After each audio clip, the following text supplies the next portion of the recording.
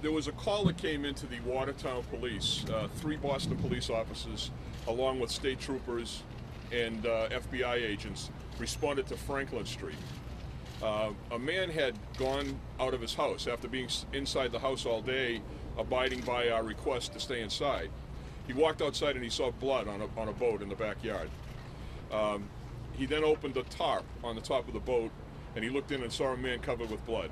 He retreated and called us.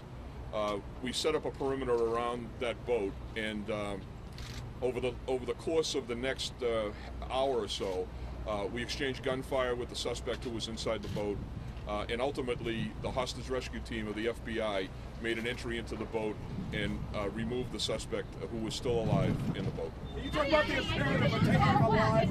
Can you talk about the imperative of taking him alive?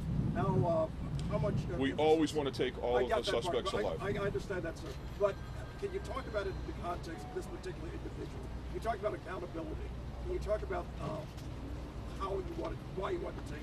We always want to take somebody alive so that we can find out what happened, why it happened, and we can hold them for justice. Other individuals, how badly injured is this suspect? Communication with this suspect? How badly injured? There was the hostage rescue team actually did work in trying to negotiate him out of that boat. They did try to talk him out, although from what I understand he was not communicative. Other people have also been taken into custody as well, reportedly.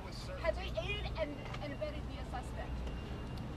There's been actually I don't have that information. Commissioner Davis, can you talk about the no other suspect's injuries? suspects out there that you've got your guy. This is it. I think that based upon our investigation at this point in time, the citizens of the city of Boston in this area can be confident that the threat has been removed. What kind of condition is this suspect? Is this part of a larger group? Do you think? Can you answer that? Suspect is in serious condition at the hospital. What did you find in the house? How did you know that these were the suspects you were looking for? They didn't rob the 7-Eleven, so how did you know that they were there at the same time? The suspects came to our attention after a vicious assassination of the police officer at MIT, and a subsequent robbery that occurred where we got videotape from a gas station. The robbery actually was a carjacking. The car was taken from the scene. And officers engaged that car from the Watertown Police Department along with other officers. We were then able to put the case together.